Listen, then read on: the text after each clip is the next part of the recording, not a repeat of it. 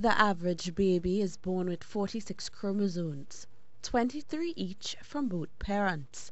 But for babies born with Down syndrome, they have 47, the extra gene known as chromosome 21. This extra genetic material causes problems with the way their bodies develop. A child living with Down syndrome may experience physical symptoms of flat facial features, small head and ears, a bulging tongue, and poor muscle tone. They may also experience intellectual and developmental symptoms such as impulsive behavior, slow learning, delayed language, and speech development. But according to one director of the Down Syndrome Network, Joanna Gonzalez, living with Down syndrome is not a death sentence. Yeah, they have to work a bit harder because their muscles are not as developed. All right, so you'd find that they have to work a bit harder to have their motor skills in tune. All right, but they also make really good gymnasts because of that, because they're a lot more flexible.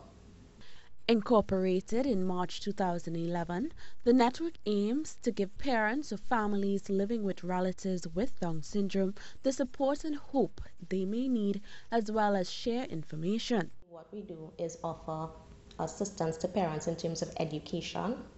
We assist in terms of giving them guidelines for, developing their child, and of course to assist in different communities as well.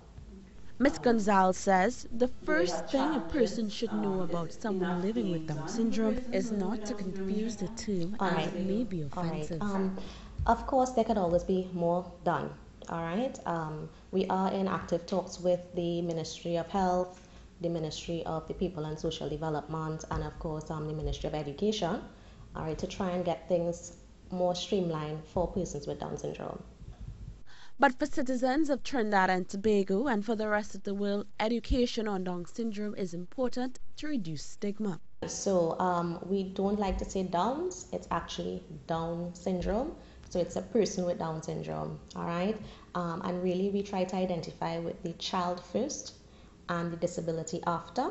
The network director says persons living with Down syndrome should not be limited by their disabilities.